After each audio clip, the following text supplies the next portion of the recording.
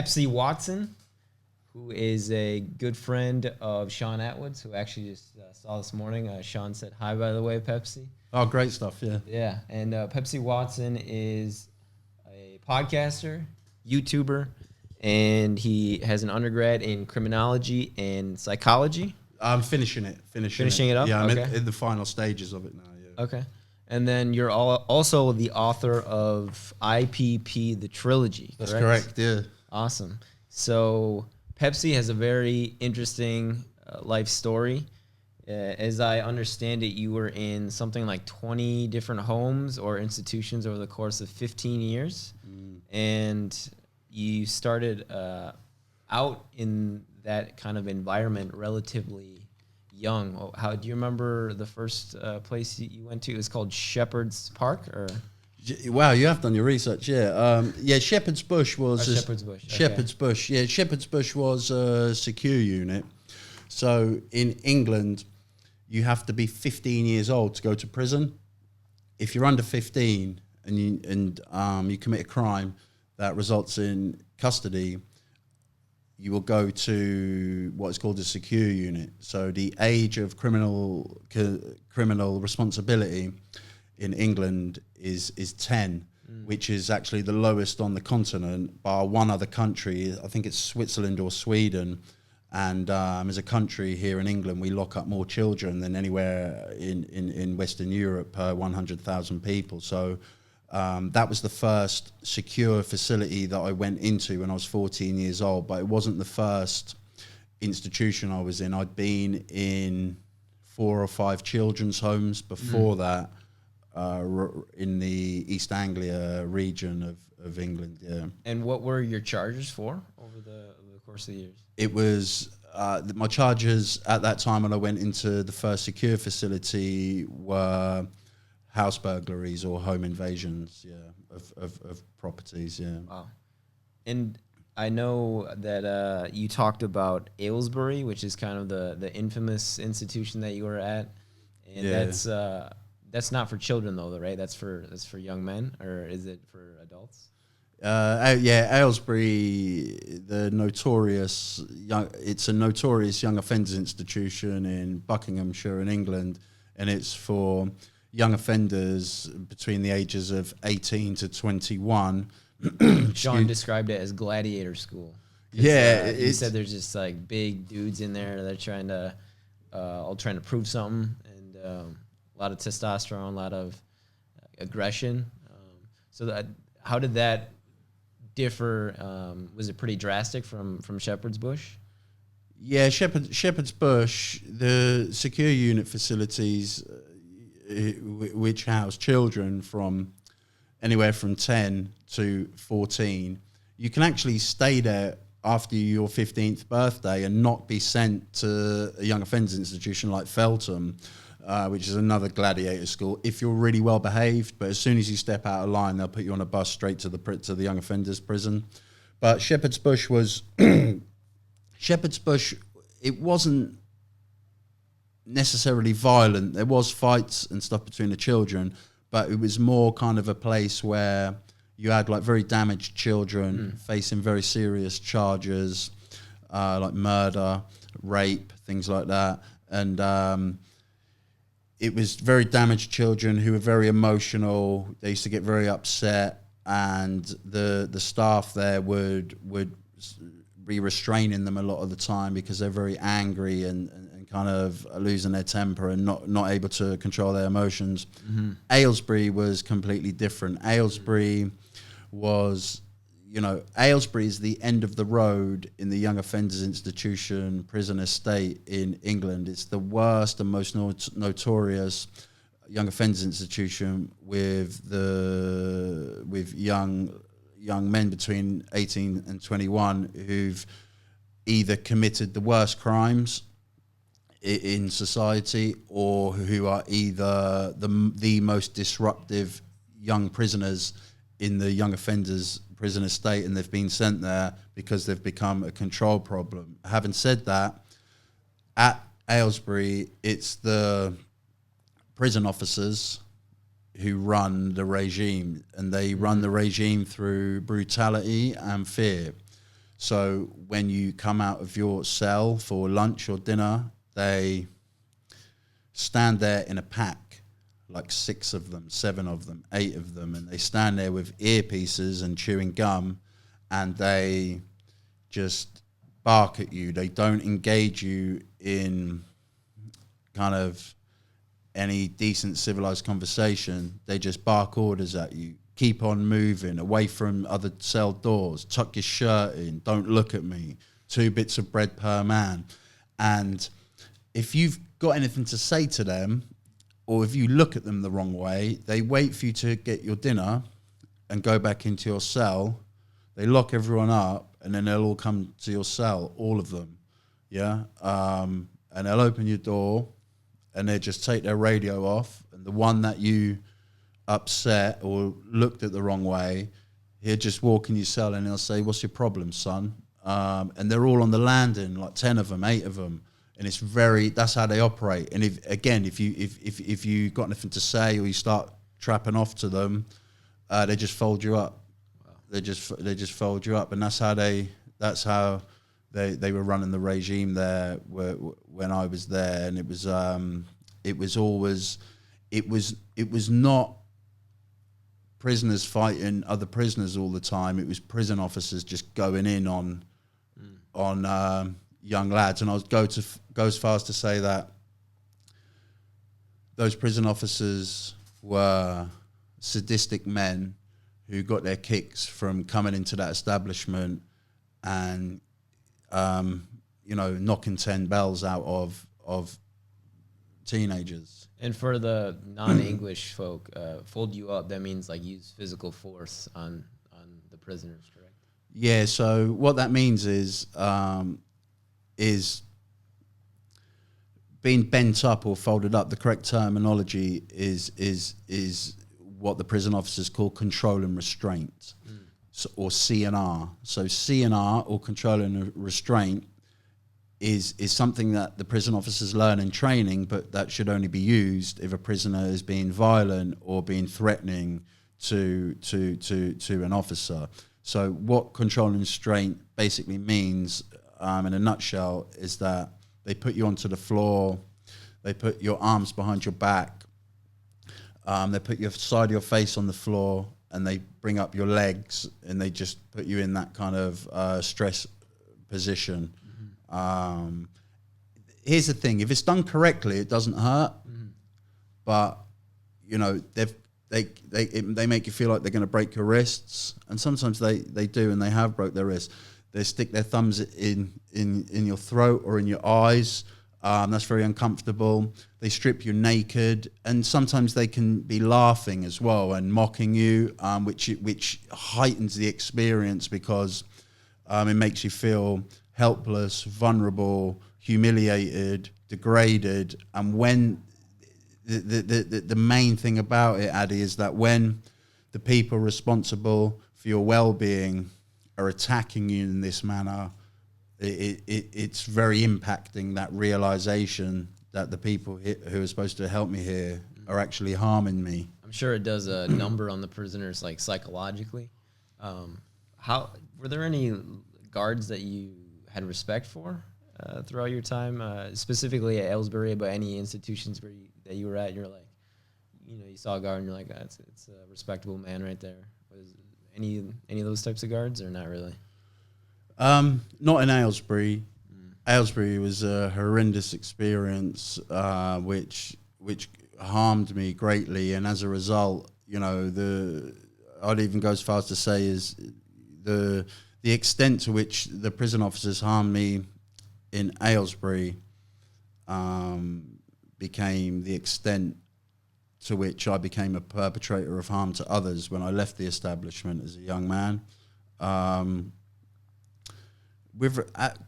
Getting older and going to adult facilities, adult prisons, I've had amazing, fantastic, flourishing relationships with prison officers. Prison officers have been instrumental in my journey of desistance from crime and rehabilitation and change over over the years. Yeah, there was one officer in particular in HMP Wayland who had quite a strict reputation for being quite tough on people. And when I got my parole and he found out, he came to see me, and when I left the prison, he actually had a tear in his eye. And I think it was a case for me, when I reflect on it, Addy, is that as I went through a process of challenging my beliefs, systems, and criminal thinking, I became less interested in having conversations with other prisoners about crime and more interested in the civilized discussions and conversations with the prison officers, because they seemed to just talk a lot more sense. And they would talk about normal stuff like going on holidays and having wives and children and going and play golf and going to the football and doing all these things that I hadn't done before. And that became like attractive and appealing to me. And it got to the point that by the time I left there was only a small handful of prisoners that I would talk to, because I'd spend most of my time just talking to the officers on the unit. Oh, wow. How did you challenge your beliefs? Because I think that's something that a lot of people would like to do, but just don't know how to go about doing it. It's a great question. The reason it's a great question, Addy, is because the notion, the idea, the default thinking perspective that you've committed harm, so we're going to detain you in custody for long-term imprisonment, and the default result of that is that you're going to repent and change and challenge your beliefs, is not in proportion to reality. Yeah, your belief systems, your pro-criminal thinking, your distorted attitudes, your belief systems that tell you that it's okay to sell drugs and harm society, or harm women, or burgle people's houses, or rob people, and that's okay. You know, those kind of distorted beliefs. Excuse me. Those belief systems have to be smashed out of you, in my opinion. And the way that those belief systems were smashed out of me was through therapy. Now, therapy is remedy. I've seen miracles happen in therapy. I've seen men transformed within the group therapy circle. Therapy is something that is not done in England a lot. The small number of prisons where they were doing it on a program called the RAP program, all the funding's been cut.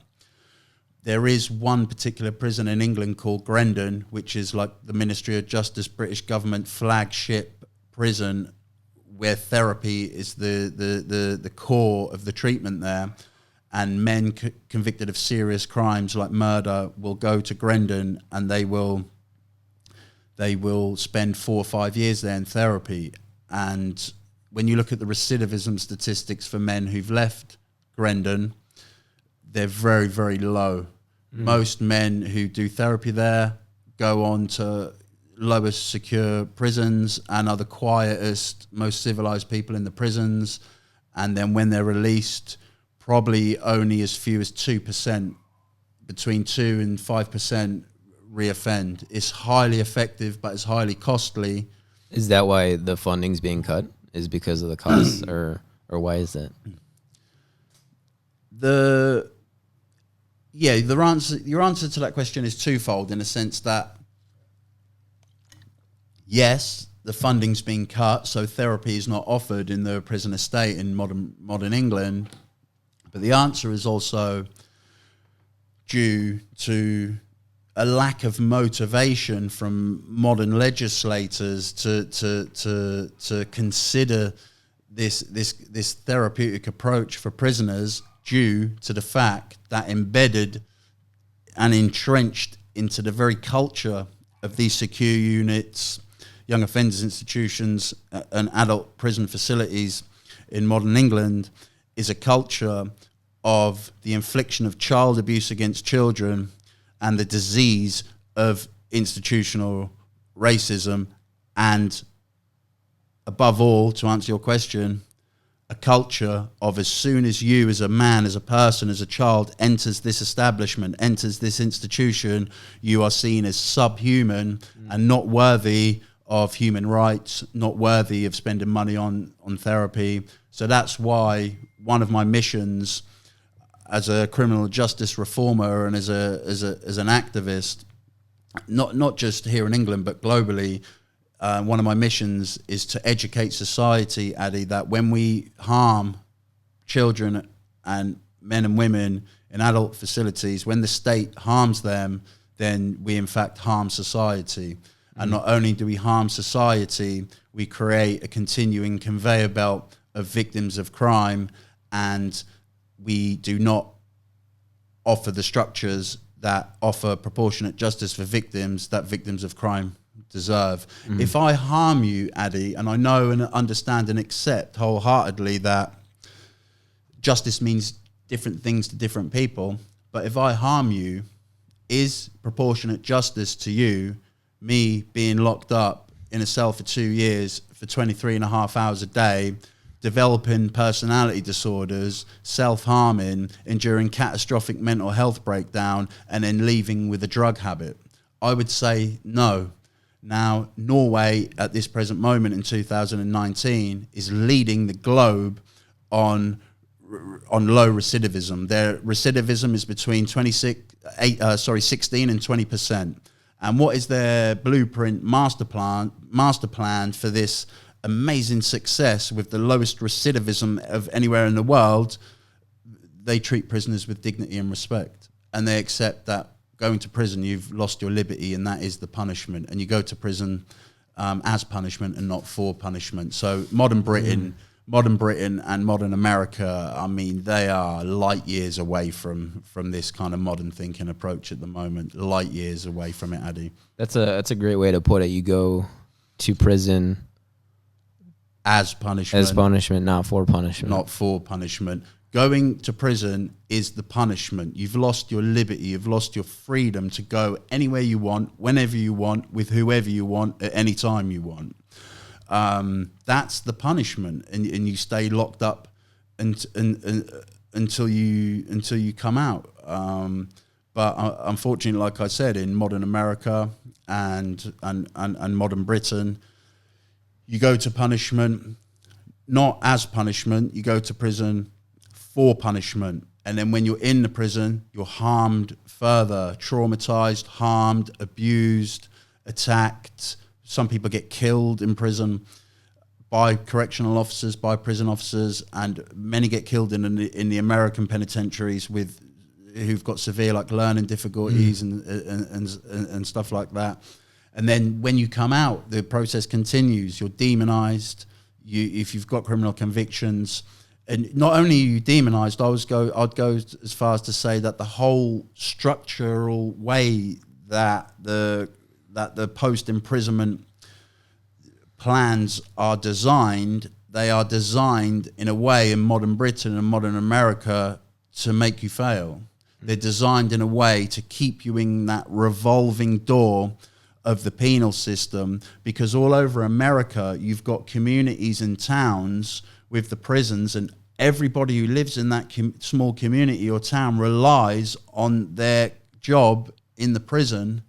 So they need people to fill up these prisons. Wow. They need people to fill up the prisons. It's like modern day slavery, almost. I mean, people just exist so other people can have better lives, essentially. I wanted to ask you about something pretty personal, both for myself and for a lot of my friends. We've been, I'm speaking for myself. I've been suicidal when I was in high school. I was briefly. And you have more than once, from what I understand. You've tried to kill yourself 3 times. Is that correct? I've tried to kill myself in HMP Winchester in 2016, 2017. And I tried to kill myself when I was 18, 19 years old in Aylesbury segregation unit.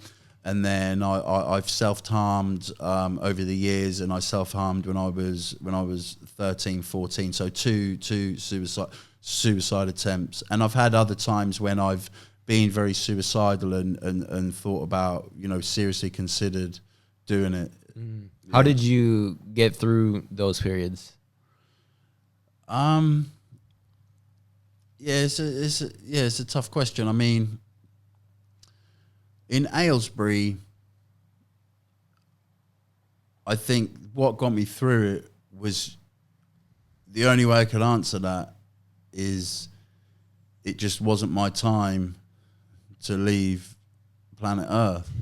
You know, there's nothing I can recall that I did or, you know, consciously planned to do, or, you know, took responsibility to make sure that I didn't die, because I was suffering so much.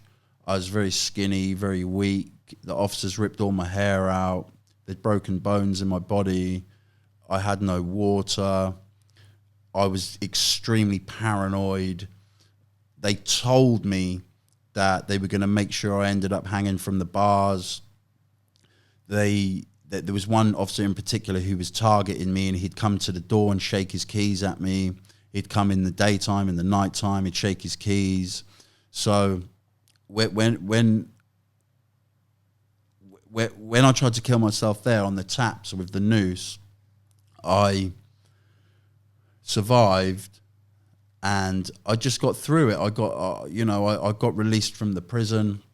When I got released, I got a shotgun, a 410 shotgun, which is a small shotgun. I went to the woods. I planned to shoot myself in the head with a gun. And I remember sitting up against a tree in pain. And I remember I was so lonely. I was crying. I was in despair. I was very confused. I didn't know who to talk to. I didn't know how to talk to anybody.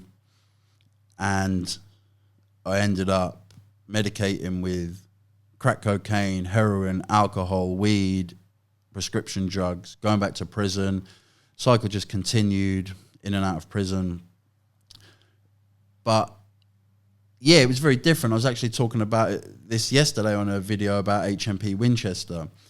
In Winchester, my mental health deteriorated very quickly once I went into that prison, because I'd been out for 6 years on license for the crime I committed in 2006. I was on parole for 6 years. Then I got recalled to custody for a parole violation, license revocation for failing 2 drug tests. I had a relationship breakdown and then relapsed into drug use after years and years and years of abstinence recovery.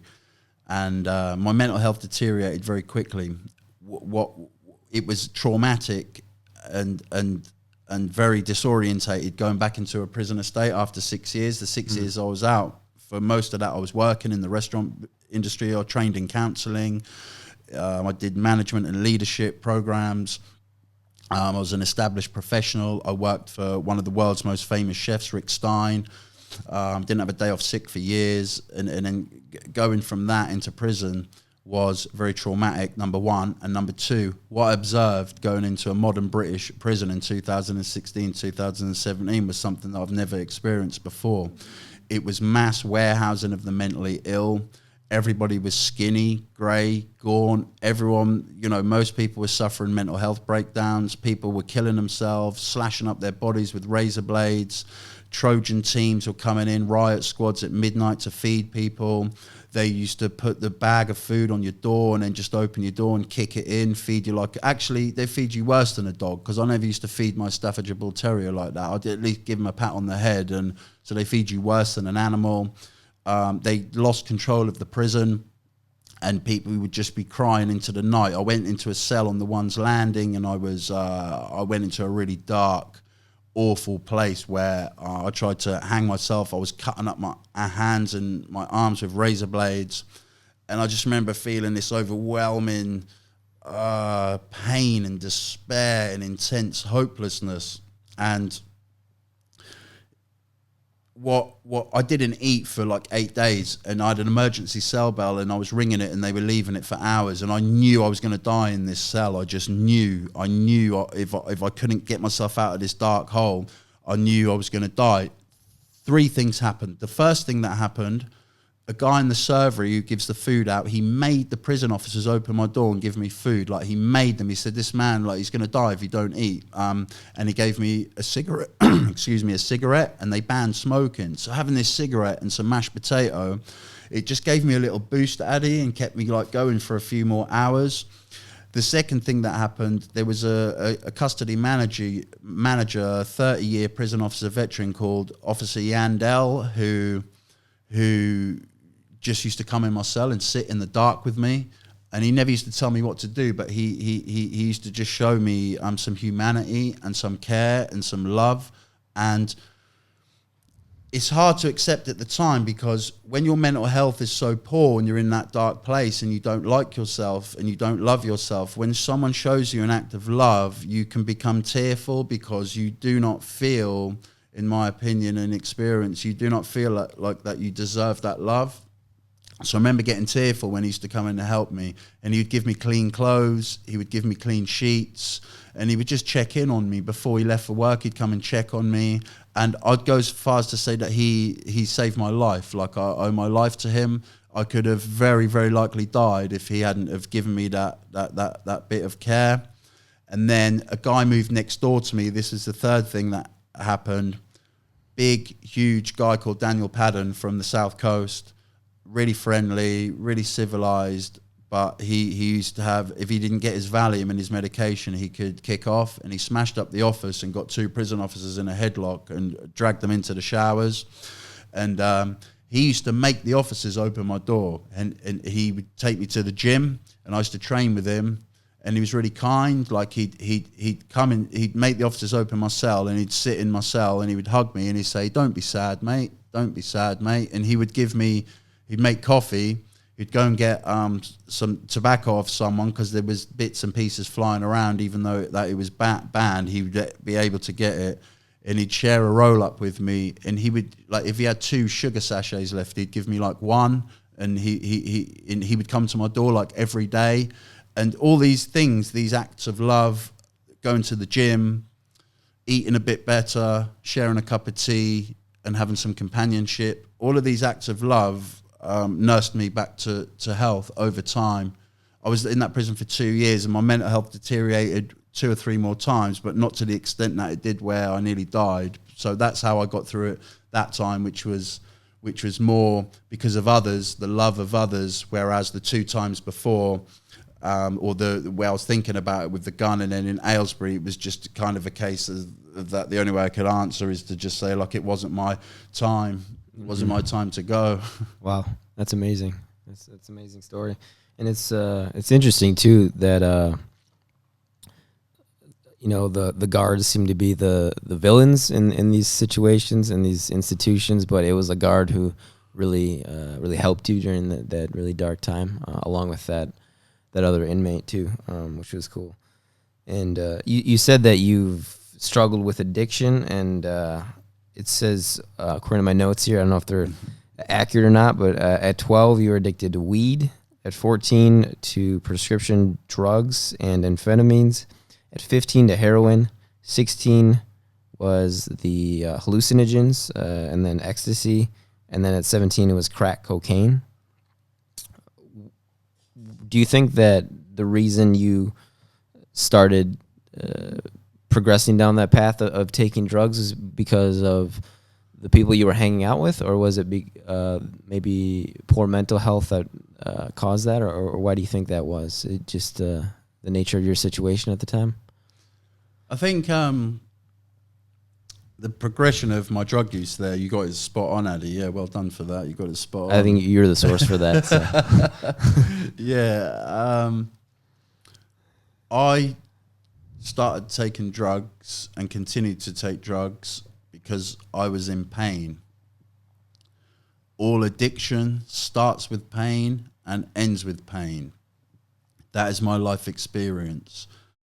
So I started to misuse substances to satisfy a desire, a need for love and belonging, which I didn't get at home in the family unit because my mother and father split up. and my mother was suffering with bereavement because of the tragic death of my grandmother, which hit our family really hard. And sometimes these things just happen in life, and they impact you, they impact the family unit, they impact the children. And so that's why I started to use drugs, was to block out pain. And then as I got older and I became addicted to harder drugs,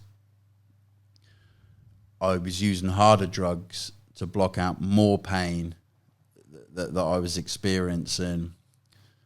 And that pain was coming from places of my own making, really, by harming others, going to prison for long times, and then being abused by prison officers. That caused me more pain. So it just escalated into kind of a vicious cycle of feeling traumatized and experiencing trauma and feeling pain, and then medicating on drugs.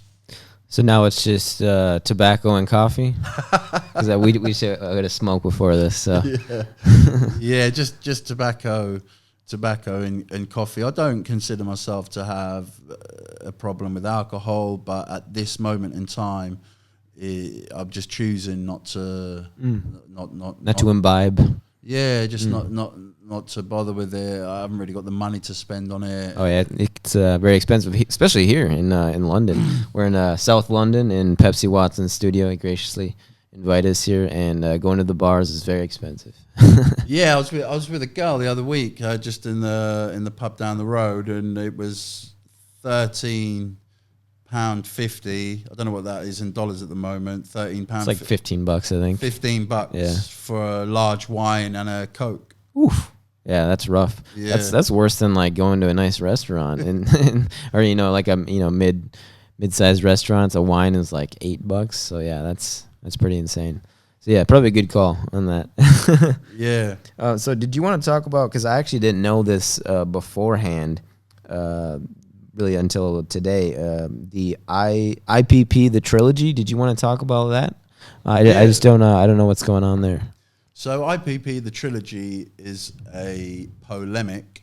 So a polemic is an argument for or against something. So I wrote the IPP, the trilogy, during the time that I was in HMP Winchester on recall for 2 years. Now, when I said that my mental health got a bit better, what kind of kept me going in HMP Winchester was my ability to write. So over 46% of adult prisoners can't write, and large proportions of them have literacy and numeracy levels of probably a 10 or 11-year-old. So I was very blessed and fortunate and lucky. I was lucky to be able to write, because I started to write, and writing, it gave me a freedom. It gave me a freedom from the despair and hopelessness I was feeling with my mental health and doing an indefinite prison term with no release date, because all the other people in my position serving the IPP sentence, which is now banned, they had a similar sentence in America, 5 to life, which got ruled as unconstitutional, so they banned it. So it's like a life sentence with no release date for, in a lot of cases, in the wider spectrum, quite low-level offences in the wider spectrum. So it's kind of like a government vote-winning weapon that they use, and then they get in power, but then it causes great harm to society. And creates a lot of injustice. So being out for 6 years and going back into Winchester, all the short tariff IPP prisoners who were 10 years over tariff now, been in 12, 13 years on a 2-year sentence, they were all skinny, grey, gaunt, covered in self-harm scars, the light in their eye had completely gone, and they were carving chunks out of their wrists, throats, genitals, calf muscles, some are gouging their eyes out, and some are just cutting their throats and killing themselves. And I saw this with all of them around me, and I was like, this mental health is going to kill me. So if I don't, find an outlet. Yeah, but the way it happened, Daddy,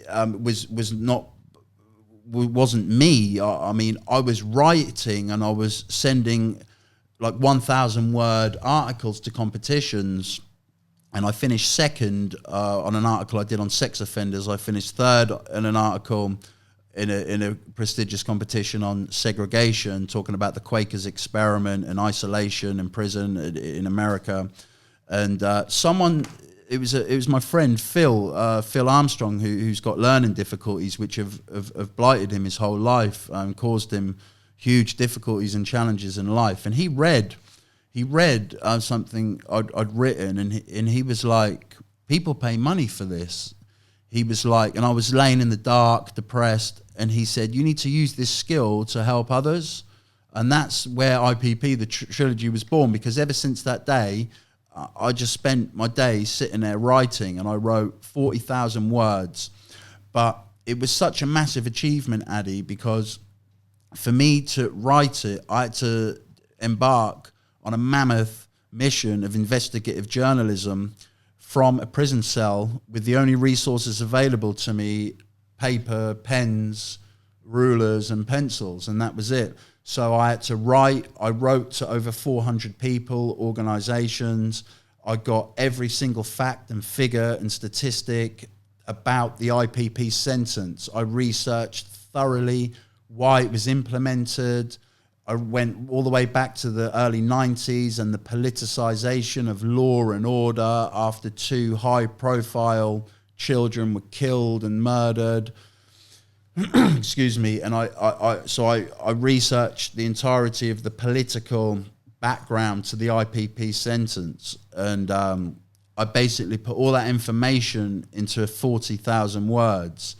But the only way, the way that I ended up with a printed academic, professional polemic with a title and a cover and binded was because I'd write a chapter, send it out to my mother, she would print it up and send it back to me.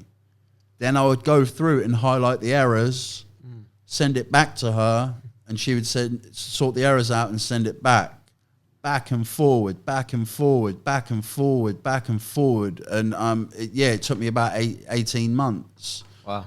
And then when it was finally done, I wanted to continue, but I had to draw a line under the sand. So I finished it. I set up an email account from within the prison that my mum used to run, and I sent it to over 300 people. I got 20 copies printed out, and I sent them to people. I sent it to people in the House of Lords, politicians, academics, all sorts of different people. And I sent it to every news channel I never did it to make money. I'd done it to raise awareness of what in my professional critical analysis is some of the worst human rights abuses inflicted by the British government on their own people, by any government against their own people. And it was basically your objective was to raise awareness and try to get this IPP sentencing abolished? Or what do you think your objective was? At that time, my mission wasn't to get it abolished. It was just I just took it day by day, and it just kind of materialized over time. I never sat there to write a book or a polemic. It just kind of turned into that. And what's the basic gist of an IPP sentencing for people who aren't familiar with, because you said it's similar to the American 5 to life, right? Yeah. Okay, so in a nutshell, all over the mainstream media here in England, we have journalists claiming they think that they know what the IPP sentence is and why it was implemented. We have self-proclaimed criminal justice commentators and so-called experts who continue to commentate on the IPP sentence, and the kind of common denominator narrative that is pushed on these kind of what I would regard to be state-sponsored propaganda, Twitter and Facebook machines by kind of senior HMPPS and Ministry of Justice and ex-prison service officials, is that the IPP was implemented for dangerous offenders.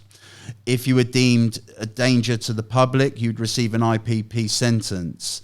That is propaganda. The IPP was not implemented for dangerous offenders. The IPP sentence was implemented by the new Labour Tony Blair government to win the general election.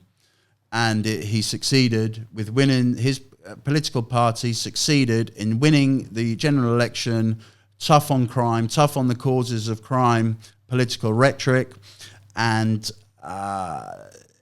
the evidence of that is for all to see who has a critical brain. The IPP sentence was so astonishingly reckless and knee-jerk that at no point during post-implementation did the prison service, the parole board and the probation service ever have the resources to manage the devastating influx of over 6,000 IPP prisoners into the prison estate in only a 7-year period, until it got banned after the landmark ruling at Strasbourg at the European Court of Human Rights, which condemned the sentence as illegal, cruel and arbitrary.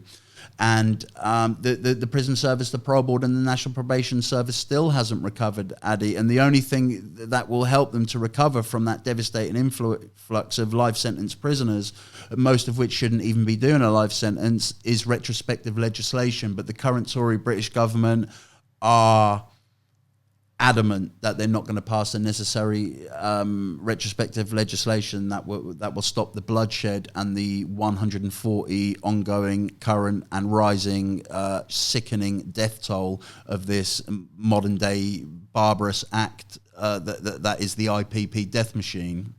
And you said it got ruled as kind of cruel and against human rights at the European Court, you said? And when was that? That was in November 2012. Okay, so already almost 7 years ago. Yeah. Okay. Almost 7 years ago, and they still, a lot of IPP families, they're going into Westminster and they're saying, like, please stop the bloodshed. At the minute, Addy, there is 2,500 IPPs who remain detained indefinitely with no right to release, serving Strasbourg banned and condemned IPP sentences.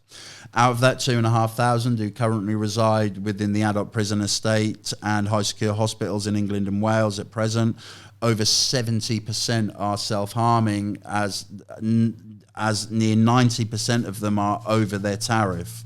They've completed the punitive element of their sentence, and they're just existing in this abyss of post-tariff IPP detention with no hope. So what you meant by stop the bloodshed is the self-harming? Is that what you meant by the bloodshed? Okay, and by over tariff you mean they were supposed to stay in for, you said, 2 years, and over tariff means you go past that date. Go past that, yeah. Okay. Yeah. Wow. You don't have a release date, and you can only be released by the parole board.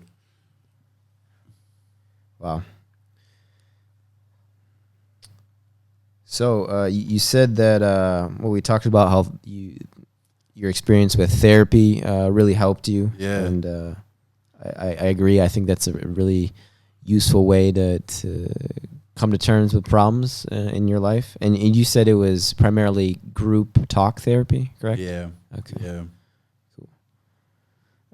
It was. We do group therapy like 3 days a week, Addy. And I'd done group therapy for nearly 3 years. I did it for the last 2 years that I was in custody. For that five and a half years I was in custody, that period. And then I continued another 8 months of group therapy while I was released in a residential rehab, which is where the parole board released me to. But during that entire 3 years, I also had one-to-one personal counselling as well, which was transformational for me. But I cannot emphasize enough, Addy, the power of the group therapy circle, as opposed to the one-on-one therapy, counseling relationship. If you can somehow find the courage and to somehow muster up the faith in the process, the group therapy process, where you can take risks and allow yourself to be vulnerable, then the what's on offer is potentially massively life-changing. Group therapy is highly effective. Having said that, it has to be run by established professionals with experience. Yeah, so not a counsellor who's been around 2 years. That is not an expert. An expert is someone who's been doing it for 30 years. That is an expert, because otherwise it can harm people. You can re-traumatize people. Challenging a client in the group therapy circle is an art form. It's a skill. And if it's not done correctly, I can damage the relationship with you as a client, and that could potentially be irreversible. Right. And too many times and in too many places and in too many rehabs in modern England, because of the cuts, you know, so they haven't got the money to pay top professionals. I see a lot of damage being done in group therapy. But where I did it in the prison estate, they were big hitting experienced professionals who've been around for 25, 30 years, practicing their art, you know.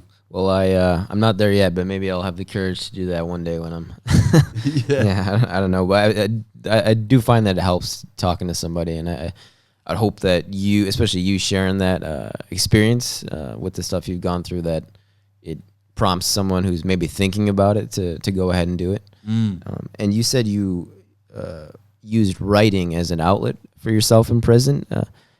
How accessible were books for you when you were incarcerated? So, yeah, to answer that question, I mean, my experience recently, 2016, 2017, nothing is easily accessible in prison. The prison service is on its knees. So the prison service and the prisons have mission statements. The organization mission statement, which is on the walls, and it looks really nice and pretty, and they have it outside of the prisons. So the mission statement of the prison service is to detain those sent by the courts and treat them with respect and help them to lead law-abiding and useful lives.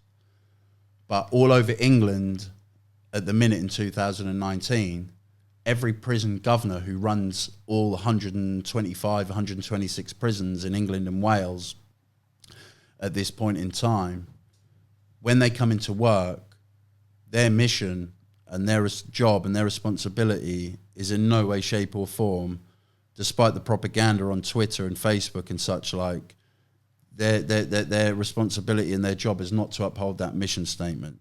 Their responsibility and their priority every Monday morning at 7 o'clock when they come into work to run these prisons is, have I got enough staff to prevent a riot leading to major loss of life, the murderer of a prison officer, or a high-profile escape? You know, and that's the long and the short of it. So they're not worried about getting the prisoners books or pens or anything like that. You can't get anything. It's become virtually impossible to get a radio. If you get books sent in, they get lost or they get sent back to your family, or they just go into stored property. You put paper applications. These paper application systems that we've been using for 40 years to follow up, you know, where your books are. Meanwhile, we're sending rockets to Mars, but in prison we're using this 40-year-old paper application system, dilapidated prison radios, 30-year-old big, huge fax machines like as big as this table. So books are very difficult to get hold of. In the library, if you're lucky enough to be able to get to the library, if you're not on lockdown, you might be able to get there once a fortnight, maybe once a week if you're lucky. The range of books is very limited. It's a lot of like criminality, drug traffickers, Reggie Cray, mafia, you know, those kind of books. You know, not the kind of books, the educational books. Like I said, these systems, these structures are by way of design, designed to to limit your potential. And a great example of that, Addy, is that in the modern British prison system, they only educate you up to a level 2 literacy grade, which is the equivalent to what would be a GCSE at C or D grade level. In America, it's called the what's it called? The H. Is that a GED or yes, like high school equivalent kind of? high school equivalent okay. that you pass at 16 years old. Yep. Yeah. So the top level that you can go to in the education classrooms in the prisons is a level 2. As soon as you achieve that, you'll be taken off education. Wow. And you can start degrees with the Open University. I mean, I'd done a taster course and started mine in prison, but let me tell you, they made it as difficult as possible for me to start doing a degree. They refused me access to a computer and told me that Open University degree, you're not allowed to use computers for that. So I was handwriting essays to length, doing, which used to take me 20 hours because I got to write it, make a mistake, rewrite it, proofread it, realize there was a certain angle I should have put in there, or criticize something a different way, analyze something a different way, rip it up, start again. They made it as difficult as possible for me to complete essays. But I got there. I completed a whole module for my degree just recently in 2017. While I was in prison, and it was a massive achievement under the circumstances. Wow. Yeah, good on you, mate. Yeah, as they say. And yeah, go. No, thanks, man. I appreciate it. It's nice to to reflect on that achievement, because I hadn't even been thinking about it until you mentioned it. And going back to the IPP, the trilogy, my mission. It's free. I'll send it to you on a PDF. Yeah, anybody who's watching, I'm happy to send it to them. I send it to all sorts of different people all over the world. Ask me for it, I give it to them. It's something that I've done that I want to get out there to generate awareness of an issue that's very important to me. But what it has done, Addy, is given me the confidence, for me to achieve that with with those tiny resources. Now I'm out in the free world. I've got the confidence now that if I put my time and my mind to it, I could write a book, and I could become a successful author like Sean Atwood. And if I dedicated the time to it, I've definitely got the confidence now to be able to write a book. And there's software, that you can use, and I can type and I can write. A lot easier than rewriting essays. Yeah. Sean said the same thing too. He said in you guys' podcast, he thinks you have a book in you, which I agree with. Yeah, he did say that. Yeah, I remember. You're right. Yeah. He at said the that. end. So I had a couple kind of blitz questions I wanted to ask you. If you could just answer them pretty curtly, if possible. Yeah. Just some random stuff that I like to ask people. Yeah, fire ahead. For sure. So if you weren't a writer, podcaster, YouTuber, prison rights activist, what would your profession be, do you think? Do you mean like, what else would I choose to do? Yeah, if you weren't doing the work you're doing now, what would you do you think?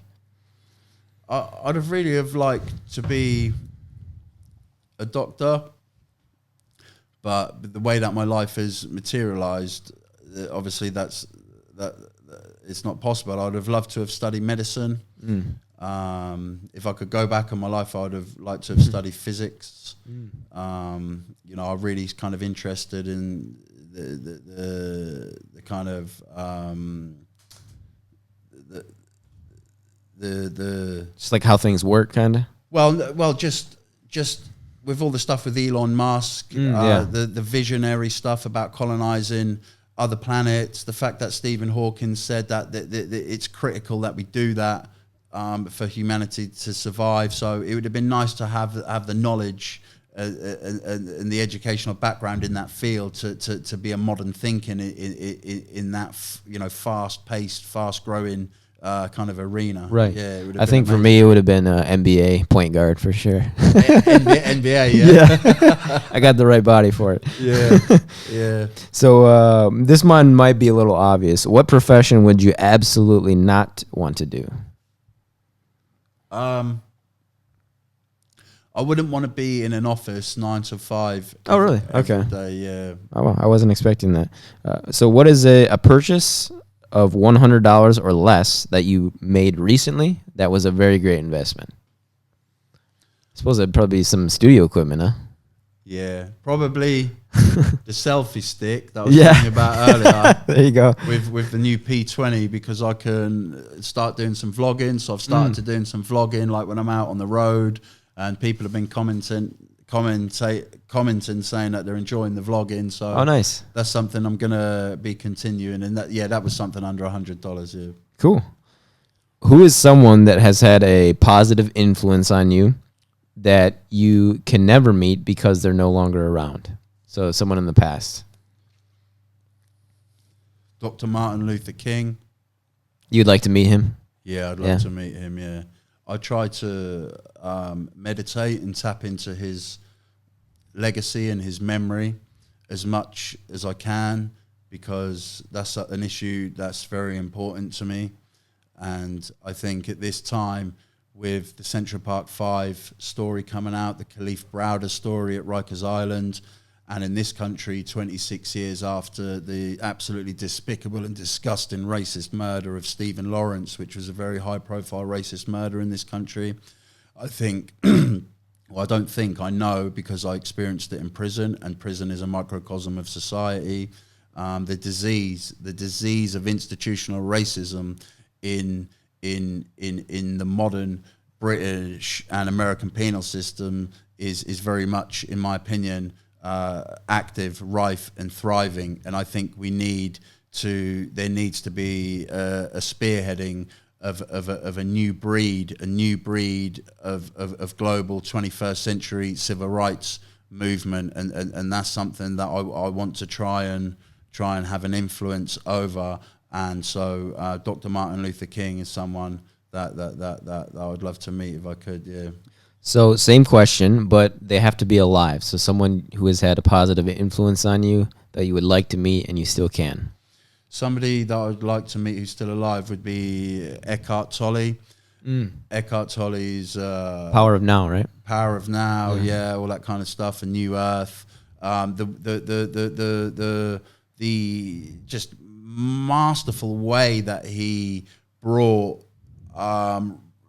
all religious scriptures together to produce the history of religious scriptures together to influence him to produce these books, Addy, without ever ramming any of it down your throat. And I know a lot of his stuff is quite deep, but Eckhart Tolle is I'd love to meet him. I think the curtains would move when he walked in the room. Yeah. Yeah, he seems like he's got an aura about him, just reading him. I read Power of Now, and then I actually gifted that to my mom. So that's the only one I've read of his, but I definitely want to get into him more. When you are feeling overwhelmed or unfocused, unmotivated, what do you do to kick the funk or to get out of that? I try to keep things very simple. I try to, with nutrition, that's something I'm trying to work on recently. I'm trying to eat like fruit when I wake up, to drink water, to cut out like sugar, fizzy drinks, chocolate, all that kind of stuff. Try and exercise every day, even if it's just a walk in the fresh air. Try and talk to people like my housemates and people if I'm struggling with an issue. Ask for help, and just I keep things very simple to try and prevent becoming overwhelmed. And the most important thing I do, Addy, is to live in the present, because yesterday's gone and tomorrow's not here yet, and the mind's only ever in the two places that it's not supposed to be, which is the past and the present. So. And when we grasp that, life takes on a whole new meaning. When we grasp the fact that there's nowhere else that I'm supposed to be than right here, right now with you on this podcast, and to embrace this moment, then life kind of takes on a whole new meaning. I don't care if it's a drink of water or a bite of food or it's just sitting here like this. I'm going to grasp the experience, the now, like it's my last moment on earth, because it could be, because I could get run over by a tube in a minute. Yeah, hopefully not. Hopefully, let's hope not. Yeah, and I'm gonna be on there in like half an hour too. So, yeah, I agree with you though. It's a good moment. And just quickly, Yeah, I know they're quick questions, but sure. any fear, any uncomfortable emotion that I feel, Addy, any pain, any uncomfortable emotion, any fear, any frustration, is resistance to the present moment, and it's refusing to accept the present moment. So when someone contacts me, they says I'm in pain, I say embrace the pain. You know, all is well. Just be. Yeah. So you know, your mind, it doesn't define you. Your mind is not who you are. You know, that's why people shoot themselves there, not the kneecap, right? Because of the noise. Yeah, that incessant noise, the chatter of 1,000 monkeys. It just goes on and on and on. And the Buddhist monks who've meditated for 40 years will tell you the same thing. You can't quell the chatter of 1,000 monkeys. But what we can do is we can learn to foster or gain acceptance, the fact that they won't go away, and we just have fun with them. Yeah. It's not who I am. It's just a noise, mostly negative, mostly repetitive. Yeah. But with the mental health, you know, like you said, your experiences with it and the suicidal ideation, and you know, it's very powerful, that voice, and it can take on a life of its own. And like it just did recently with Etika, the YouTuber, and he jumped off the bridge. You know. Yeah, that was here, wasn't it? That was like New York. Oh, it was New York. Manhattan. Okay. Jumped off Manhattan Bridge. You know, just sad, man. So going back to the books again, what book or books have you gifted the most? So what book or books have you give away to other people? I've had about 4 or 5 different copies of the 48 Laws of Power, and I've given every single one of them away. And I don't have a copy now. And I've mostly given them away to kind of middle, junior managers in the restaurant business. Oh, really? Yeah, sure. And signed them. And I said, you got to read this, man. Yeah. You got to read Those it. are good people to read that, because I used to be a server, and that's a good call. I'm guessing there were good people you gave them to too. Yeah, so. yeah. I regret giving my last copy away, but it's done now. Were they soft cover or hardcover? All hard. Wow. I'd go into Waterstones, which is like the mainstream bookstore in England. Okay. What's it called? Waterstones. Waterstones. Okay. I'll have to visit it. It's quite pricey, but they'll always have, you know, the latest or the classic books. Okay, sure. And have you been to Daunt Books? No, I haven't been there. No. Okay. I went there when I first came to London. I bought. It's kind of funny. I bought the autobiography of Benjamin Franklin. So first time in a bookshop in England, I buy the biography of an American. Wow. Autobiography. But yeah, I don't. To be honest with you, I don't think I've finished it yet. But yeah. But yeah, it's a cool bookstore. My family likes to go there. Yeah, but 48 Laws of Power is a great book. And to be honest with you, I don't flaunt the fact that I read it, to be honest. Because like a lot of people, I was talking about this with Sean too.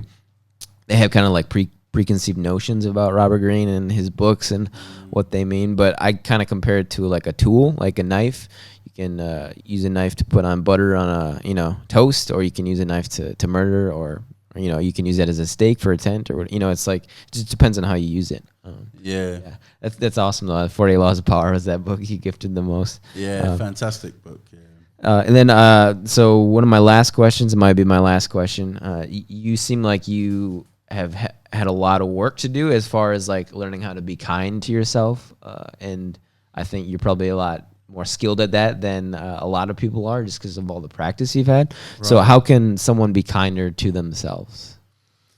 Someone can be kinder to themselves, Addy, by recognizing and acknowledging that when you are in pain, it's a lot of the time not you, the 40-year-old adult, the 30-year-old adult, the 25-year-old adult, the 50-year-old adult that is in pain.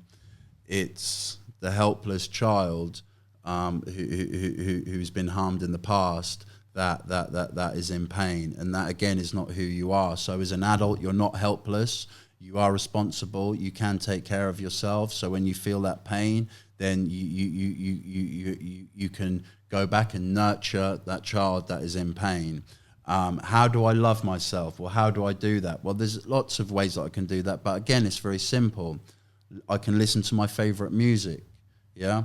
I was listening to music last night. I was listening to a bit of like old trance music, which I never really listen. Well, I don't listen to at the minute, but listen to my favorite music. I can watch my favorite TV. I can eat my favorite food. Asking for help is loving myself. Forgiving somebody is loving myself. Holding on to grudges is not loving yourself. That's harming yourself, you know. And I don't forgive you for you. I forgive you for me. So that I would say forgiveness is the most important one. Not being able to you know, having the courage to be able to forgive others.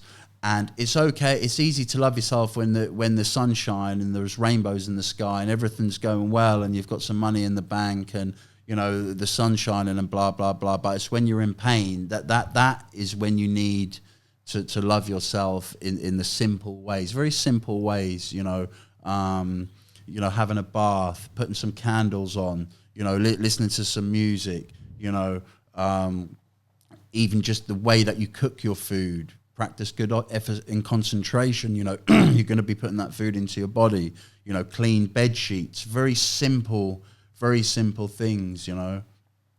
That's awesome. Yeah. Thank you, Pepsi. It's awesome chatting with you. It's been a privilege and a pleasure, and I hope you enjoy the rest of your time in England. It's been amazing to meet you. I wish you all the best, and you're more than welcome in my home anytime in the future, and you're more than welcome here to the studio. Thank you. Yeah, we should do it again sometime for sure. That would be great. Yeah. Cheers. Before we cut out, is there anything you wanted to invite the viewers to look at, like future work you're doing, or? Yeah, just check out my channel, Crime and Justice TV. You know, I just want to get a message of hope out of there. I'm fighting a lot of different causes. I'm trying to raise awareness of the global silent killer that is mental health. I'm trying to raise awareness of child abuse and racism that happens in not just prisons in America and in Britain, but in mental health institutions.